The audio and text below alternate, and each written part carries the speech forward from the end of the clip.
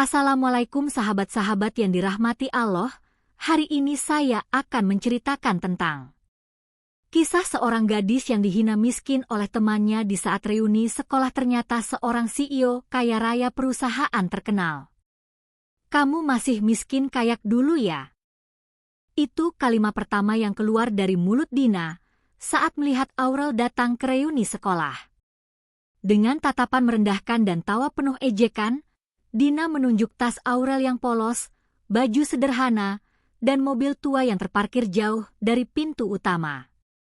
Semua orang ikut tertawa. Mereka pikir Aurel tak berubah, tetap jadi gadis culun dan miskin seperti dulu. Tapi mereka gak tahu satu hal. Aurel bukan lagi Aurel yang dulu. Satu panggilan masuk ke ponselnya, semua mata tiba-tiba terpaku. Asistennya datang terburu-buru, membisikkan, "Bu Aurel, rapat dengan investor Jepang siap dimulai. Jet pribadi sudah menunggu." Seketika ruangan sunyi. Dina melongo. Semua terdiam. Karena nama Aurel ternyata ada di balik salah satu perusahaan terbesar di negeri ini. Dan yang lebih gila lagi, perusahaan tempat Dina bekerja ternyata milik Aurel. Lo bakal nyesel kalau gak nonton kisah lengkapnya. Karena apa yang terjadi setelah itu lebih panas dari yang kamu bayangkan. Gimana kelanjutan kisahnya? Like dan subscribe ke channel ini sangat membantu serta menghibur dan menjadi amal jariah bagi kita semua. Hujan turun rintik-rintik di pelataran sebuah restoran mewah di pusat kota Jakarta. Di dalam ruangan berdesain klasik modern itu, suara tawa dan tepuk tangan menggema. Satu persatu alumni SMAN 7 Jakarta berkumpul, mengenang masa putih abu-abu yang katanya tak tergantikan. Dina, si ratu sekolah yang dulu selalu jadi pusat perhatian, malam itu tampil menonjol seperti biasa. Gaun ketat berwarna merah marun, sepatu hak tinggi berkilau, dan aroma parfum mahal membuat semua mata tertuju padanya. Di sebelahnya, para geng lamanya mengikut dengan ekspresi menyombong. "Lihat deh," bisik Dina sambil menunjuk seorang wanita yang baru saja masuk dari pintu belakang. "Itu Aurel, kan?" Wajah-wajah di sekitarnya langsung menoleh. Beberapa mengerutkan kening, sebagian lain tertawa tertahan. "Aurel?" ujar salah satu teman mereka, yang dulu tiap hari bawa bekal nasi goreng dingin itu. Aurel melangkah masuk dengan tenang. Wajahnya masih sama, hanya kini lebih dewasa. Ia mengenakan blus sederhana berwarna krem, celana panjang hitam tanpa merek, dan sepatu datar biasa. Tidak mencolok, bahkan terlalu biasa untuk ukuran reuni kelas elit seperti ini. Namun, tatapannya tegas. Sorot matanya tidak takut. Ia hanya mengangguk kecil kepada beberapa wajah yang dikenalnya, lalu duduk di kursi paling pojok, jauh dari keramaian. Dina berdiri sambil membawa gelas anggur. Dengan suara lantang ia berkata, "Gak nyangka kamu dateng juga, Aurel. Tapi, kamu beneran diundang?" Beberapa orang tertawa. Aurel menoleh pelan. Wajahnya datar, tapi matanya mengunci tajam ke arah Dina. "Aku gak perlu diundang untuk datang ke masa laluku," jawab Aurel pelan, tapi jelas terdengar. Dina tersenyum miring, lalu melangkah mendekat. "Masih kerja serabutannya? Atau jangan-jangan masih bantuin ibumu jualan kue keliling?" Beberapa tamu langsung menahan tawa. Suasana mulai berubah, dari hangat jadi menegang. Tatapan-tatapan mulai memandang Aurel dengan rasa iba dan merendahkan. Tapi Aurel tidak gentar. Ia hanya menatap jam tangannya sekilas, lalu mengambil ponselnya. Detik berikutnya, seorang pria berjas hitam dan berbadan kekar masuk ke ruangan. Ia mendekati Aurel dan membisikkan sesuatu. "Bu Aurel, mohon maaf." Laporan keuangan dari cabang Tokyo sudah dikirim, dan jet pribadi ibu akan diberangkatkan dalam 1 jam. Ruangan langsung hening. Dina membeku. Teman-temannya melongo. Semua mata tertuju pada Aurel, yang kini berdiri perlahan dan menatap satu persatu wajah mereka. Tapi belum selesai. Karena apa yang akan Aurel lakukan setelah ini jauh lebih mengejutkan. Langkah Aurel terasa ringan saat ia berjalan menuju pintu keluar restoran. Tapi baru beberapa meter, suara seseorang memanggil dari belakang. "Aurel, tunggu dulu." Dina. Dengan wajah yang kini tidak setinggi tadi. Senyum angkuhnya lenyap, digantikan ekspresi bingung dan sedikit panik. "Serius? Kamu siapa sekarang?" tanyanya pelan, seperti tak percaya pada apa yang baru saja didengarnya. Aurel menoleh pelan. Ia menatap Dina seperti sedang menimbang, lalu berkata dengan tenang, "Aku cuma seseorang yang dulu kalian anggap remeh." Dina mengerutkan kening, lalu melirik pria berjas yang berdiri di belakang Aurel. "Tadi dia bilang jet pribadi? Tokyo? Maksudnya kamu kerja di luar negeri?" Aurel tak menjawab. Ia hanya berjalan lagi. Tapi pria berjas itu menunduk sopan pada Dina, lalu berkata, "Nona Aurel adalah CEO utama dari Elvara Group. Perusahaan multinasional yang bergerak di bidang teknologi, fashion, dan properti." Suara itu terdengar cukup keras hingga semua orang di ruangan mendengarnya. Dan seketika, ruangan yang tadi dipenuhi tawa berubah jadi kebisuan yang menusuk. "Elvara Group," gumam seseorang dari kerumunan, "itu perusahaan yang tahun lalu diundang langsung oleh Presiden untuk kerjasama digital nasional, kan?" "Apa? Itu bukan perusahaan yang masuk Forbes sebagai salah satu kekuatan bisnis Asia?" Dina terdiam. Wajahnya memucat. Karena secara tidak sadar, ia menggenggam tas tangan branded yang ternyata dibeli dari salah satu cabang butik milik Elvara Group. Salah satu temannya berbisik ke telinganya, "Lo kerja di mana sekarang?" Dina menunduk. "Bagian marketing. Di Elvara Fashion." Dan saat kesadaran itu benar-benar menampar, Dina menatap Aurel dengan mata melebar. Karena wanita yang selama ini ia hina sebagai miskin dan tidak layak, ternyata adalah pemilik tempat ia mencari nafkah. Langkah Aurel terhenti di ambang pintu. Ia tidak menoleh ke belakang. Tapi kata-katanya terdengar jelas. "Aku datang ke sini bukan untuk pamer. Aku cuma pengen kalian tahu, diam bukan berarti kalah. Dan dihina bukan berarti tak bisa bangkit." Setelah itu, ia berjalan pergi diiringi suara langkah pelan dan deru mobil hitam yang menjemput di luar. Namun kisah ini baru saja dimulai. Mobil hitam yang membawa Aurel melaju pelan melewati jalan basah yang dipantulkan cahaya lampu kota. Di dalam mobil, Aurel menatap keluar jendela dengan pandangan yang tak sepenuhnya tenang.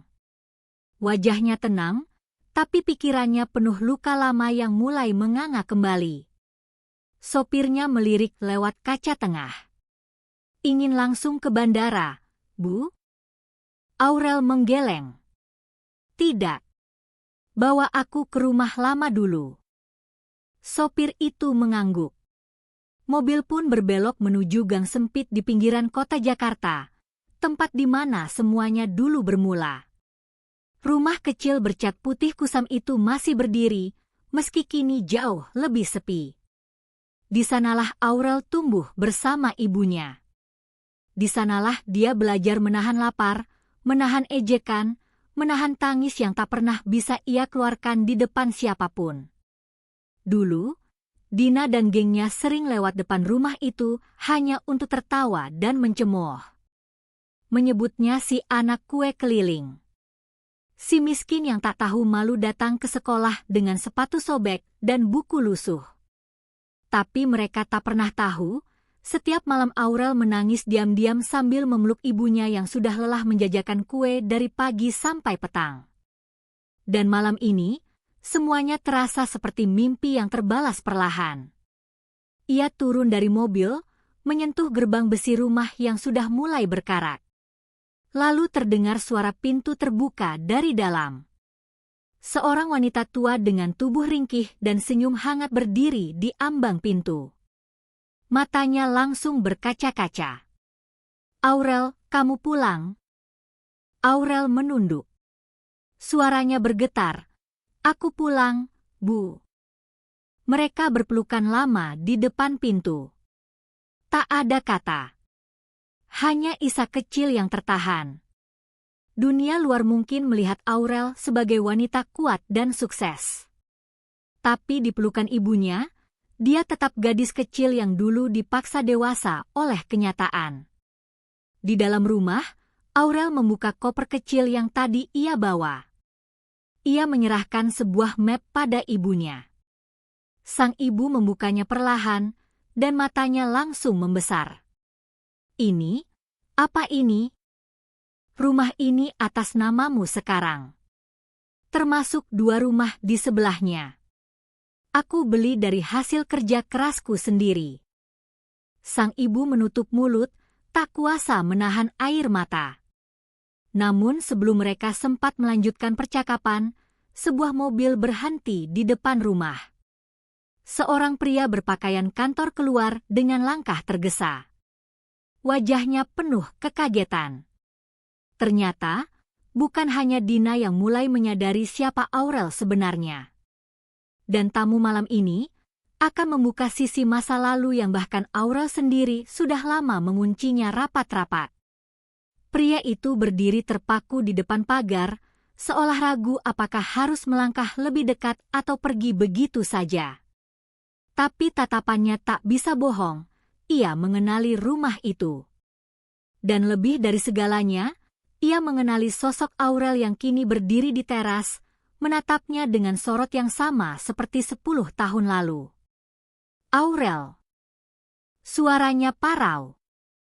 "Kamu berubah banyak." Aurel diam. Bibirnya kaku. Matanya menatap pria itu dalam diam, memindai seluruh tubuhnya seperti ingin memastikan ini bukan hanya bayangan hantu masa lalu. "Ivan." Pria itu mengangguk pelan.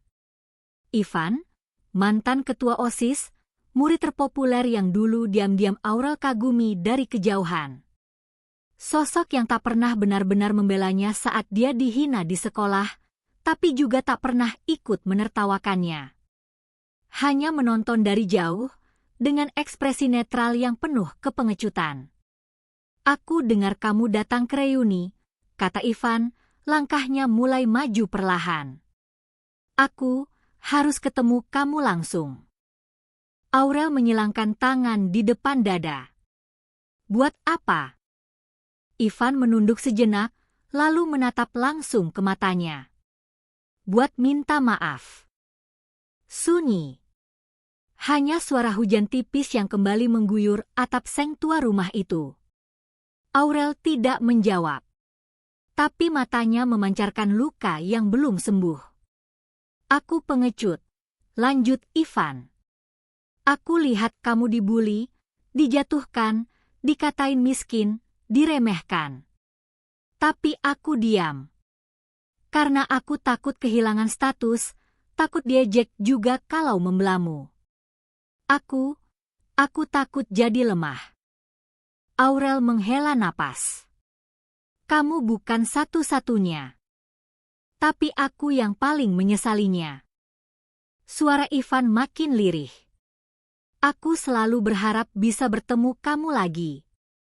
Bukan buat nyesel, tapi buat tebus.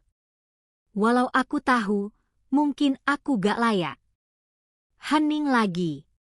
Aurel menatap lurus ke matanya, lalu berkata pelan tapi tajam, "Aku gak butuh penyesalan siapapun. Aku berdiri di sini bukan karena siapa-siapa. Tapi karena Allah, dan karena aku milih untuk gak jatuh, walaupun semua orang dorong aku ke bawah. Ivan hanya bisa mengangguk, seperti menelan pahitnya kenyataan bahwa ia datang terlambat. Terlalu lambat. Tiba-tiba, telepon Aurel berbunyi. Ia melihat layar, wajahnya berubah serius. Ia menjawab, "Halo?" Suara dari seberang membuatnya menegang. Asisten pribadinya, dengan nada tergesa, berkata, "Bu Aurel, maaf mengganggu. Tapi perusahaan kita sedang diserang lewat jalur legal oleh pihak yang tak dikenal. Semua aset digital dibekukan. Dan ada indikasi pengkhianatan dari orang dalam." Dunia Aurel yang tadi penuh kejayaan mendadak runtuh dalam hitungan detik. Aurel berdiri mematung di teras rumah ibunya. Ponsel di tangannya bergetar pelan, tapi dinginnya kabar yang baru ia dengar membuat tubuhnya terasa lumpuh. Suara dari seberang telepon masih terdengar, tapi pikirannya seakan mengambang, tercerabut dari kenyataan. Ivan melangkah maju, mencoba memahami situasi. "Aurel? Kenapa?" Aurel menatap kosong ke arah jalan. Suaranya pelan, nyaris tak terdengar, semua aset digital dibekukan. Perusahaan sedang diserang. Ada orang dalam yang berkhianat. Ibunya muncul dari balik pintu, membawa segelas air hangat.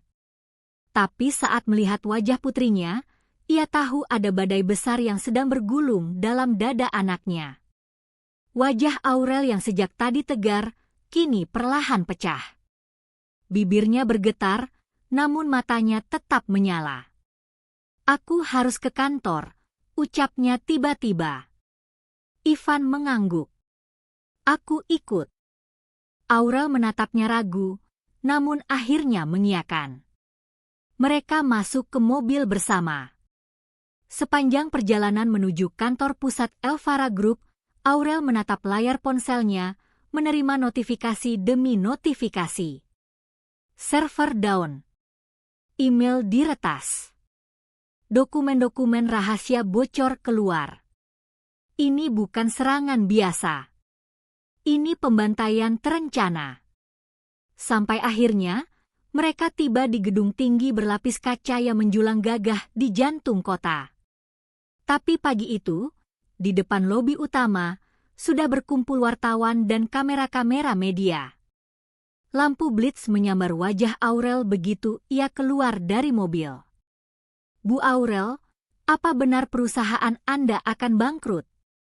Benarkah Anda akan diselidiki karena dugaan manipulasi data keuangan? Ada kabar Anda akan digantikan dari posisi CEO?" Pertanyaan-pertanyaan pedas menghantam tanpa ampun. Tapi Aurel tetap berjalan. Tegak. Mata lurus ke depan. Walau jantungnya seakan mencair di dada. Di lantai 39, ruang rapat darurat telah dipenuhi jajaran direksi. Beberapa berdiri. Beberapa duduk sambil memainkan pulpen atau mengetuk-ngetuk meja. Suasana mencekam. Asistennya langsung berdiri ketika Aurel masuk. "Ada satu nama yang muncul, Bu," bisik sang asisten. Seseorang dari divisi hukum. Dia diam-diam mentransfer dokumen dan akses keluar sistem. Semua jejak mengarah ke dia. Aurel mengangguk. "Siapa?" Asistennya mengulurkan sebuah berkas. Aurel membukanya perlahan, dan saat melihat nama yang tertera di sana, tangannya mengepal. Dadanya terasa seperti ditusuk-tusuk dari dalam. Karena nama itu adalah nama yang selama ini ia percayai. Orang yang ia selamatkan dari keterpurukan. Orang yang dulu ia anggap sahabat. Orang yang juga hadir di reuni malam kemarin. Aurel memandangi nama itu dengan napas tercekat. Tangannya gemetar, tapi wajahnya tetap dingin. Di ruang rapat yang penuh tekanan itu, waktu seolah berhenti sesaat. Nama di dokumen itu, Nadine Lestari. Nadine, sahabat yang dulu selalu duduk sebangku dengannya saat di kelas 12. Gadis yang dulu juga dibuli karena miskin, karena tak punya ayah, karena sering membawa bekal nasi bungkus bareng Aurel. Gadis yang Aurel perjuangkan agar bisa magang di Elvara Group, bahkan memberinya jalan untuk naik hingga jadi kepala divisi hukum. Dan kini, wanita itu menjadi dalang di balik kehancuran Elvara. Ivan yang berdiri di belakang Aurel menatap bingung. Siapa dia? Orang yang pernah aku anggap keluarga, jawab Aurel lirih. Aku biayai kuliahnya, aku bimbing dia dari nol. Tapi ternyata, yang menusukku bukan musuh, tapi tangan yang pernah kugenggam. Asisten Aurel masuk lagi ke ruangan, kali ini dengan wajah lebih tegang. Bu, Nadine baru saja mengundurkan diri secara resmi. Dia kabur. Tapi sebelum pergi, dia tinggalkan satu pesan untuk Anda. Aurel mengambil ponsel asisten itu. Sebuah video singkat muncul di layar. Nadine, dengan wajah tenang dan mata menyala penuh dendam, berbicara menatap langsung ke kamera. Terima kasih atas semua pelajaran, Aurel. Tapi kau lupa satu hal. Bahkan orang yang kau selamatkan bisa jadi orang yang paling ingin melihatmu jatuh. Kau pikir dunia ini adil? Saat semua orang memujimu, aku hanya berdiri di belakang tirai, dilupakan, dikalahkan. Hari ini, kau kubuat merasakan yang dulu aku rasa, tidak berdaya. Video itu selesai. Tapi udara di ruangan menjadi berat dan penuh bara. Temukan dia, perintah Aurel tajam. Segel semua jalur keuangan, cek semua kerjasama legal dalam 6 bulan terakhir. Aku ingin laporan lengkap malam ini. Semua orang bergerak cepat. Ivan mendekat, menatap Aurel lekat-lekat. Kamu gak harus hadapi ini sendiri, katanya pelan. Aurel menggeleng. Sudah terlambat untuk percaya siapapun sekarang. Dunia ini penuh wajah, Ivan. Dan sebagian dari mereka cuma menunggu momen pas untuk mencabikmu hidup-hidup. Langkah Aurel meninggalkan ruang rapat tak lagi selembut sebelumnya. Ia kini bukan hanya CEO yang terluka, tapi juga seorang wanita yang harus memilih, menyerah, atau membalas. Dan malam itu, saat gedung Elvara mulai sepi, Aurel berdiri sendirian di lantai tertinggi, menatap cahaya kota dari balik kaca tebal. Di kepalanya, hanya satu suara bergema. Aku akan rebut kembali semuanya. Dengan caraku sendiri. Hujan masih turun deras di luar gedung Elvara. Kota Jakarta tampak seperti lautan cahaya dari balik jendela lantai 50. Aurel berdiri membelakangi ruangan, tubuhnya tegak tapi dadanya penuh gejolak. Dihianati, diburu media, dan kini nyaris kehilangan semua yang ia bangun selama bertahun-tahun. Tapi matanya tetap tajam. Tak ada air mata. Tak ada rengekan. Hanya ambisi yang kini terbakar lebih besar dari sebelumnya. Ivan masuk pelan ke dalam ruangan. Membawa setumpuk berkas, laporan terbaru dari divisi IT dan legal. Kita temukan pola pergerakan dana ke rekening atas nama fiktif di Singapura. Nadine bekerja sama dengan 2 investor bayangan. Salah satunya, mantan direktur Elvara yang pernah kamu pecat. Aurel mengambil berkas itu tanpa sepatah kata. Lalu duduk di kursinya. Posisi CEO yang dulu identik dengan kehormatan, kini seperti kursi perang. Aku tahu kemana harus pergi, ucapnya datar.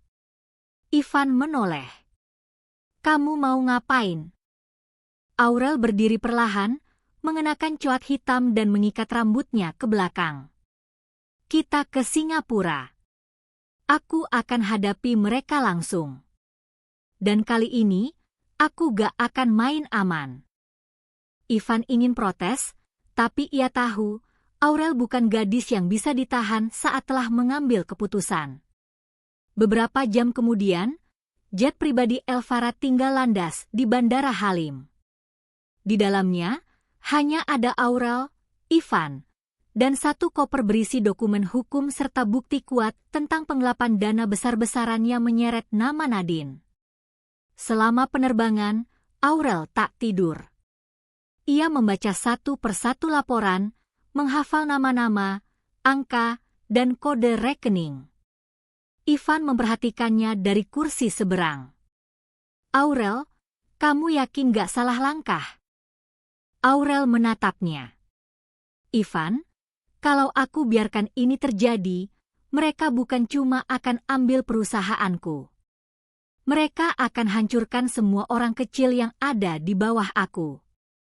Ribuan pegawai, keluarga mereka, anak-anak magang yang berharap masa depan. Ini bukan soal aku lagi. Sesaat Ivan terdiam. Ia mulai memahami bahwa Aurel bukan cuma wanita yang dikhianati, tapi pemimpin sejati yang siap berdiri paling depan meski badai datang dari semua arah. Pendar lampu kota Singapura menyambut mereka ketika pesawat mendarat. Dan malam itu, tanpa wartawan, tanpa publik, Aurel masuk ke markas firma hukum asing yang dulu pernah jadi partner Elvara. Ia membuka dokumen, menaruhnya di meja, dan berkata tegas, "Aku datang bukan untuk minta maaf. Aku datang untuk ambil kembali apa yang aku bangun dengan darah dan air mata. Dan kalian semua akan kuajak turun bersamaku kalau tak menyerah." Dari balik kaca jendela kantor mewah itu, bayangan Nadine berdiri. Ia tak sendiri. Karena orang yang berdiri di sampingnya adalah wajah lama yang jauh lebih berbahaya. Dan perang sesungguhnya baru akan dimulai. Tamat. Jika ingin lanjut part 2 silahkan komen di kolom komentar ya.